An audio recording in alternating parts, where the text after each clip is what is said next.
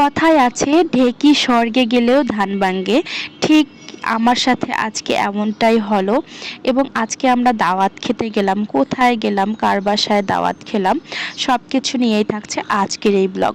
So hello everyone, আসসালামু আলাইকুম। কেমন আছেন সবাই? আই হোপ আপনারা সবাই ভালো আছেন, আমিও ভালো আছি। তো একটা বড় ভিডিও নিয়ে আপনাদের মাঝে চলে আসলাম, আমি রুমা। তো যাই হোক গাইজ, আজকে আমি দাওয়াতে যাচ্ছি। তো দাওয়াত বলতে কার বাসায় দাওয়াত, অবশ্যই আপনারা একটু গেস করেন তো দেখি কার বাসায় দাওয়াত, বলতে পারেন কিনা। যাই হোক, দাওয়াতে গিয়ে দেখেন আমার কি অবস্থা। আমাকে রান্না ধরাই দিছে যে তুমি রান্না করো, তোমার রান্নায় মজা হয়। তো যাই হোক, যেহেতু বলেছে যে আমাকেই রান্না করার, তো মেহমানের বাসায় গিয়ে তো আর তর্ক টর্ক করা যাবে না। তো যাই হোক, আমি শুরু করলাম রান্না বান্না। তো দেখতে পাচ্ছেন মাছটা ভেজে নিচ্ছিলাম। দেন আমি এখানে গরুর মাংসটা প্রথমেই বসিয়ে দিয়েছিলাম, যেহেতু আমি মেহমানের বাসায় গিয়ে রান্না বান্না করছি। তো ওইভাবে কিন্তু কোনো কিছুই আমি রেসিপি দিতে পারবো না আপনাদের মাঝে। তো যাই হোক, টুকটাক একটু করে আমি ভিডিও ক্লিপ নিয়ে রেখেছিলাম, সেগুলোই আর কি আপনাদের সাথে শেয়ার করছি। তো যাই হোক, এখানে দেখতে পাচ্ছেন আমি এখানে রসুন দিয়েছি, পেঁয়াজ দিয়েছি আর কাঁচামরিচ। আমি শাক বাগার দেবো, পালং শাকটা। তো পালং শাকটা খেতে আপনাদের কাছে কেমন লাগে অবশ্যই একটু জানাবেন। পালং শাকে কিন্তু অনেক আয়রন, পালং শাক খাওয়া ভালো। তো পালং শাকটা ওইরকম ভালো লাগে না আমার কাছে। তো যাই হোক, এখানে মুরগিগুলো পরিষ্কার করে নিয়েছি আর রোস্ট করব, সেজন্য মুরগিগুলো ভেজে নিচ্ছি আমি প্রথমেই। তো দেখতেই পাচ্ছেন মুরগিগুলো কিন্তু সুন্দরভাবে ভেজে নিব আগে। দেন এখানে দেখতে পাচ্ছেন আমি বেরেস্তা করে রেখে দিয়েছিলাম পেঁয়াজগুলো আগেই, আর অল্প একটু বেরেস্তার মধ্যে আমি একটা টমেটো দিয়েছি, আদা রসুন দিয়েছি এবং যে রোস্টের যে মেইন মশলাটা সেটা গুলিয়ে নিয়েছিলাম, গুলিয়ে নিয়ে আগে থেকে রেখে দিয়েছিলাম, সেটাও ঢেলে দিলাম।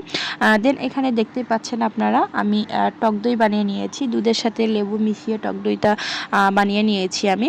দেন সেটাও দিয়ে দিলাম। দেন আমি এটা সুন্দর করে কষিয়ে নেব মশলাটা, সব মশলা যেন সুন্দরভাবে কষানো হয়। তো এ পর্যন্ত আমি অপেক্ষা করি। মশলাটা কষানো হয়ে যাওয়ার পর দেখতেই পাচ্ছেন মশলাটার কালার কতটা সুন্দর এসেছে, তেল বের হয়ে গিয়েছে। দেন এই মুহূর্তে যখন আমার মশলাটা কষানো হবে, দেখতে পাচ্ছেন এরকম মশলাটা কষানো হলেই আমি রোস্টটা দিয়ে দিব এখানে। তো দেখতে পাচ্ছেন এই রোস্টগুলাই আমি ভেজে রেখেছিলাম, আজকে বাসায় অনেক মানুষ হবে, সেজন্য রোস্টের পরিমাণটাও বেশি দেখতে পাচ্ছেন আপনারা। তো যাই হোক, রোস্টটা আমি ঢেলেই দিলাম। তো এক কড়াই রোস্ট রান্না করব, 3টা মুরগির রোস্ট। তো রোস্টটা ঢেলে দেওয়ার পর সুন্দরভাবে কিন্তু কষিয়ে নেওয়া লাগবে।